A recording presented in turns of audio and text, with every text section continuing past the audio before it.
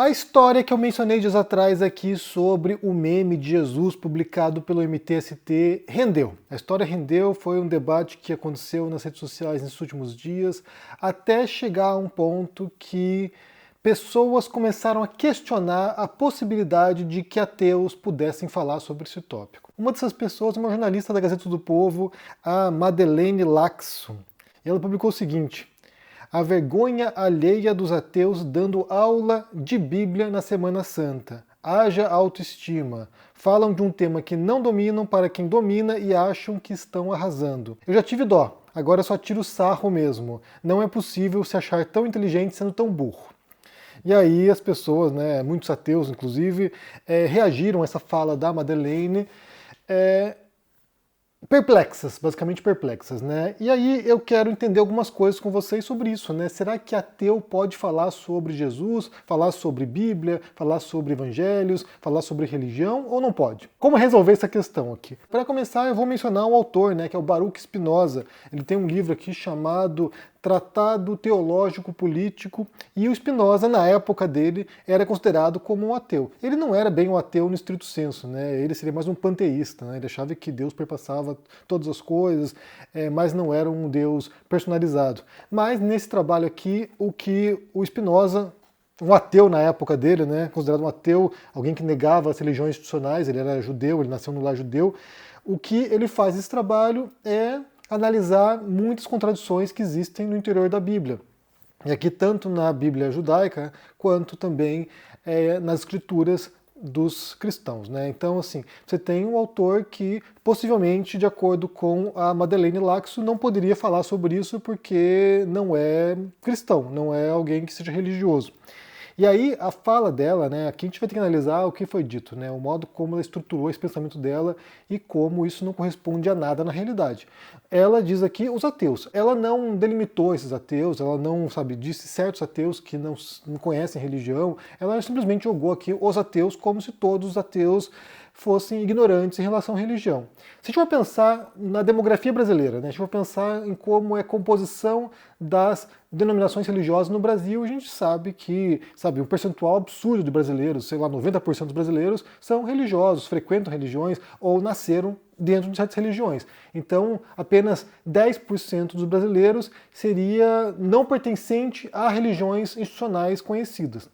A gente pode supor que nesses 10% haveria lá um percentual de ateus de fato, pessoas que não acreditam em Deus, mas também pessoas que até acreditam em Deus, mas não seguem nenhuma vertente religiosa específica. Então, assim, são panteístas, como Spinoza, por exemplo. Então você tem ali um percentual bem pequeno no Brasil de ateus reais, ateus que são pessoas que não veem razão para acreditar em Deus. Você pode ter muita gente não religiosa, mas mesmo assim teísta, ou seja, crente em Deus.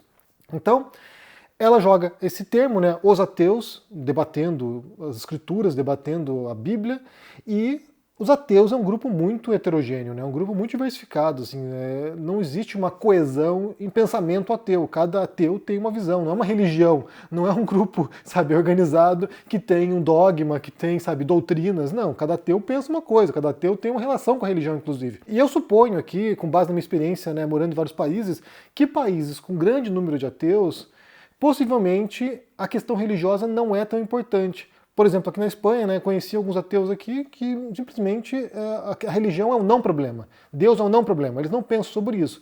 Mas para quem é ateu no Brasil, é muito difícil que você cresça e não seja confrontado pela questão religiosa, porque o tempo todo você é atravessado por falas e, vá com Deus, meu filho, Deus te abençoe, Deus é mais, nunca foi só, sempre foi Deus. Ou seja, o tempo todo você é obrigado a ouvir frases religiosas e as igrejas estão por todo lado, igrejas evangélicas, igreja católica. Então, assim, é um discurso que perpassa a cultura brasileira, e você nascendo num lar religioso ou não, você como brasileiro certamente vai ter que lidar com essa questão religiosa em algum momento da sua vida.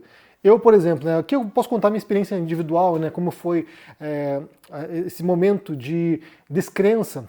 Eu nasci num lar religioso, nasci num lar católico, minha mãe frequenta a missa todos os domingos, minha família é bem religiosa, eu cresci no lar católico, eu fui batizado, fiz primeira comunhão, fiz crisma e cheguei a cogitar, inclusive, durante uma época, na adolescência, a ser padre. porque eu queria estudar grego, latim, queria, sabe, dedicar ao conhecimento, então, talvez padre não, mas um monge, né, um monge franciscano talvez. Eu queria ser alguém que pudesse trabalhar com o conhecimento, com a filosofia e talvez com a teologia. Eu tive essa ideia em algum momento na minha vida, embora jamais fosse ser padre, então tipo, fora de cogitação. Mas cheguei a pensar assim, e a questão religiosa, a questão de Deus para mim sempre foi muito importante, sempre foi muito crucial. Minha inclinação para o ateísmo começou por volta dos 16 anos, quando eu passei a ler filosofia, passei a ler alguns autores, e teve um livro específico que eu li que questionava se Jesus realmente havia ressuscitado. E é uma coisa curiosa, né? Porque assim, você cresce num lar religioso e você lê a Bíblia e você ouve as histórias bíblicas, faz catequese, por exemplo, e essas histórias, elas são dadas como verdades, né? Então, assim, você não se indaga, não é uma coisa que você para pensar, ou talvez até se indague em algum momento, mas as respostas são automáticas de quem, sei lá, da professora de catequese, dos seus pais, sei lá. Então, eu nunca havia parado para pensar na ressurreição como um mito, como, sei lá, um símbolo, como alguma coisa que não fosse realmente factual. Morte física e ressurreição e subindo para os céus. Então, quando eu leio esse livro e eu vejo essa hipótese, né, de que talvez Jesus não houvesse ressuscitado, isso começou a sacudir as estruturas, ele começou a abalar a estrutura e eu, lendo filosofia, também fui adentrando outros modos, né, de acessar o conhecimento, outro método para acessar o conhecimento, e foi tornando muito mais criteriosa a minha aceitação de certas, entre aspas, verdades aqui sobre o mundo. Então fui ler sobre a religião, fui ler sobre o cristianismo, fui ler sobre Jesus, fui estudar a história de Jesus, e essa pesquisa que eu comecei aos 16 anos se estendeu até 2003 e foi um material que eu utilizei para poder fundamentar o meu romance histórico sobre Jesus. Então foram anos pesquisando o cristianismo, anos lendo sobre Jesus, anos lendo todo tipo de material teológico, filosófico, histórico, sei lá, qualquer coisa que você possa imaginar que tivesse relação com isso. Inclusive esotéricos, né, textos gnósticos, textos heréticos, eu li tudo que você pode imaginar sobre Jesus até aquele momento. E, além disso, comecei a ler sobre outras religiões, né? Então, assim, na medida em que minha crença para o cristianismo foi sendo abalada, eu não estava disposto ainda no começo a abandonar a ideia de Deus. Então eu fui procurar outras religiões e tentar descobrir o que essas outras vertentes religiosas diziam sobre o mundo, sobre a origem da espécie humana, sobre para onde a gente vai depois da morte. Até porque a ideia de céu nunca me agradou muito, sempre achei que ressurreição faria mais sentido. Então fui ler outros materiais, fui ler sobre hinduísmo, sobre budismo, sobre confucionismo, fui ler outros materiais, fui ler inclusive vertentes esotéricas também, né? E isso foi me dando uma certeza de que, como essas visões sobre o mundo, né, visões religiosas sobre o mundo, são totalmente contraditórias em alguns aspectos, ou seja, o que um cristão diz não tem nenhuma relação com o que um hindu diz, ou um está certo e o outro está errado, ou os dois estão errados. Ou todas as religiões estão erradas. Ou elas têm vislumbres de verdade, mas essencialmente são erradas. Porque não é possível que o mundo tenha sido criado em 7 dias, como diz a Bíblia cristã, e ao mesmo tempo você tenha lá a ideia de ciclos eternos da criação do Brahma, né? O Brahma, o deus hindu, é que quando dorme o universo surge, e quando ele acorda o universo desaparece. Então, assim, você tem explicações muito distintas para o mundo, para a religião, para a alma, para quem nós somos, e isso para mim não batia. Então, assim, você não pode ter duas respostas diferentes para a mesma questão. E aí isso foi levando de fato à descrença, ou seja, não sabemos. Não posso afirmar aqui categoricamente que Deus não existe, mas certamente posso dizer aqui que as respostas são muito diferentes e elas não podem ser mutuamente verdadeiras. Então não é possível, não é possível. E aí foi levando de fato à descrença. Enquanto não houver evidências, enquanto não houver provas, enquanto não houver uma resposta plausível para, sei lá, a vida após a morte, suspendeu o juízo. Esperemos uma resposta.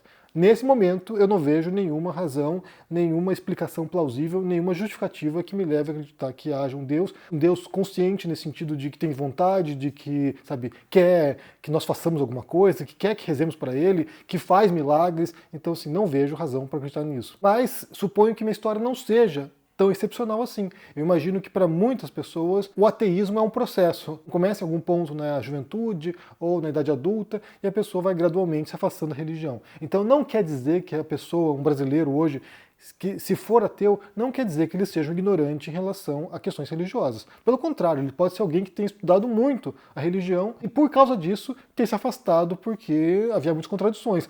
A Bíblia é totalmente contraditória. Você vai encontrar inúmeros elementos dentro da Bíblia que se anulam mutuamente. Em um ponto da Bíblia fala uma coisa, em outro ponto fala outra coisa, e você pode justificar qualquer tipo de situação através da Bíblia. Você pode justificar incesto, você pode justificar suicídio heróico, você pode justificar massacres, você pode justificar todo tipo de atrocidade que se possa conceber com a Bíblia. Tem uma frase que o Caio Fábio disse uma vez, que ele poderia usar a Bíblia para poder, justificar qualquer coisa. E de fato é isso. Você tem tudo lá dentro. Você tem tudo. E as contradições são evidentes, são, gritantes. Você tem contradições, por exemplo, no Gênesis. Nos primeiros capítulos do Gênesis, quando Deus cria os seres humanos, há um capítulo no qual ele fala que macho e fêmea ele criou, ao mesmo tempo, né? Criou homem e mulher, e depois você tem a sequência lá, criar Adão e depois Eva a partir da costela do Adão. Então, assim, são duas histórias de duas tradições distintas e que são postas no mesmo livro, no Gênesis, e se contradizem. Em relação à história de Jesus, né? Você tem os 4 evangelhos e há muitas cenas que são contraditórias. Ninguém sabe, por exemplo, qual foi a última frase que Jesus disse na cruz. Então, assim, são contradições gritantes mesmo, e que se você ler com atenção detalhada, como fez, por exemplo, o Spinoza nesse livro aqui, você vai encontrar, contradições aos montes, aos baldes, e se você quiser uma mensagem de ódio na Bíblia, você vai encontrar. Se você quiser defender que é olho por olho, dente por dente, você vai encontrar isso e vai ter versículos bíblicos para citar. Se você quiser defender que é um livro de amor, de tolerância, de, compaixão, de amor até ao seu inimigo, você vai encontrar também. Então é um livro contraditório pra caramba, e o fato é, como eu falei no último vídeo sobre Jesus, é que sabemos muito pouco sobre quem Jesus realmente era e muito pouco sobre aquilo que ele realmente disse. Nos anos 90, um grupo de especialistas se reuniu para debater quais seriam as frases possivelmente mais verídicas dos evangelhos, frases de Jesus, né? Foi o tal do Jesus Seminar. E aí muitos desses especialistas tentaram chegar a um consenso sobre quais frases seriam mais plausíveis e as menos plausíveis. E claro que é muito difícil chegar a um consenso nesse caso, porque a gente só tem textos doutrinários, só tem textos que vieram através de discípulos de discípulos, e muita coisa se perde nesse processo. Então, é isso. Um ateu pode falar sobre religião, até porque a maior parte dos ateus brasileiros, eles nasceram em lares religiosos e conviveram com esse tipo de discurso e foram abandonando a religião por alguma razão. Além disso, vale mencionar também que muitos dos históricos da religião, históricos de Jesus, por exemplo, alguns dos principais nomes, também são ateus, agnósticos ou pessoas sem crença definida. Então, não é um critério. Esse tipo de discurso da Madeleine Lacson é um tipo de apelo à autoridade irrelevante, que é de você tentar atribuir algum tipo de peso, algum tipo de valor a um discurso de alguém que não tem valor por si próprio, né? O fato de alguém ser cristão não quer dizer que essa pessoa seja uma grande conhecedora do que ela pratica, do que ela faz. Do mesmo modo que ser ateu não quer dizer que a pessoa se desinteresse por questões religiosas. Muitas vezes um ateu acaba debatendo muito questões religiosas, porque isso até pode ter a ver com o próprio desligamento da pessoa da religião. Então é óbvio que ateus podem falar sobre religião, falar sobre Bíblia, falar sobre Jesus. Inclusive, esse é um outro aspecto importante, né? Porque na descrição da Madeleine Lacson, ela diz que ela é uma defensora da livre expressão. Ou seja, livre expressão para ela, porque se alguém disser uma coisa que ela não gosta, aparentemente ela não fica tão contente assim. Porque todo mundo tem direito a dar sua opinião. E opinião é isso. Opinião é uma expressão desinformada sobre algum tópico de maneira muito subjetiva. Se você disser, por exemplo, eu acho que se Jesus voltasse hoje, ele seria crucificado pelos evangélicos, é uma fala que você pode ter dito sem qualquer tipo de reflexão sobre isso. Você está reproduzindo alguma coisa que alguém disse, ou você está especulando. Você não tem como saber, às vezes, o elemento sobre isso. Por outro lado, também há pessoas que entendem do assunto, e você só vai saber se ela entende ou não do assunto na medida que ela for articulando suas ideias e expressando aquilo que ela pensa e aquilo que ela estudou. Então, assim, a distinção entre opinião e uma proposição informada se dá justamente na forma de expressão, muitas vezes, quando ela vai trazer o substrato teórico, conceitual, aquilo que ela investigou, aquilo que ela tem de dados para poder justificar a sua afirmação. Então, assim, você não pode pressupor, só porque você não quer ouvir o que o outro tem para dizer, você que é um defensor da livre expressão não quer ouvir o que o outro tem para dizer, você não pode pressupor que, pelo simples fato de dizer uma coisa que você não quer ouvir, que a pessoa não sabe o que está falando. Pode ser que tenha uma visão diferente sobre aquele assunto. Pode ser que tenha referências distintas às suas. Pode ser que a visão dela seja mais correta que a sua, inclusive, e você não se dá conta disso porque você não estudou tanto quanto ela. E é isso que a gente descobre através dos debates e no debate público também. É quem traz informações mais relevantes, mais consistentes, mais organizadas, mais bem estruturadas, mais bem expressas muitas vezes. E aí você vai poder comparar as versões das histórias e poder avaliar. Olha só, de fato o cara trouxe aqui dados que são bastante robustos ou incontestáveis sobre essa questão. Está trazendo exemplos da Bíblia aqui para mostrar como na Bíblia você encontra de fato esse tipo de afirmação, esse tipo de dado. Então é isso. É assim que se dá. O debate público se dá desse modo. De fato, me surpreende que uma defensora da livre expressão esteja tão fechada à livre expressão dos demais quando se trata da questão de Jesus, ou de Jesus histórico, ou de meme, inclusive, né? O meme é uma forma de expressão, uma forma de livre expressão, e aparentemente não pode.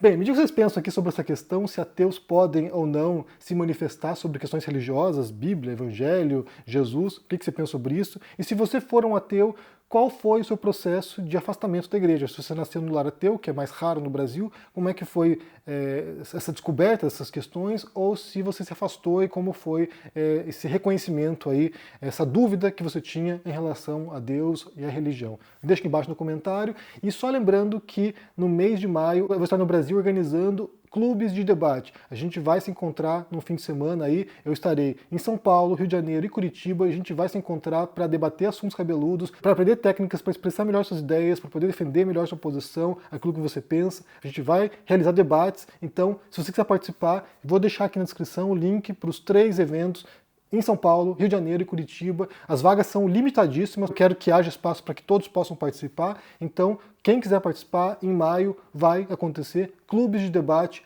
pelo Brasil, então espero você por lá. Um forte abraço, se cuide por aí e até mais. Tchau. Esse é simplesmente o livro mais importante que eu já li em toda a minha vida. O Daniel Gilbert, um dos autores mais reputados no mundo no campo da psicologia social, descreve também como o melhor livro já escrito no campo da psicologia social. O Elliot Aronson, autor de O Animal Social, ele é o único psicólogo americano a ganhar os 3 principais prêmios da psicologia nos Estados Unidos: melhor professor, melhor autor e melhor pesquisador. Um sonho que eu tinha na minha vida era poder entrevistá-lo. Ele já está com idade avançada, tem 92 anos, mas esbanja a lucidez. Conseguimos! E vamos trazer esse presente para toda a nossa comunidade. No dia 7 de abril, um domingo às 8 horas da noite no horário de Brasília, Elliot Aronson vai nos dar uma entrevista sobre o conteúdo do Animal Social, esse livro que mudou a percepção do mundo inteiro sobre o porquê as pessoas agem da forma como elas agem. Quer se inscrever nessa aula histórica gratuitamente? É só clicar no link que vai estar aqui junto com esse vídeo. Bora assistir, mudar a nossa visão de mundo juntos e chamar nossos amigos para participar desse movimento também. Conto com vocês na aula. Um abraço.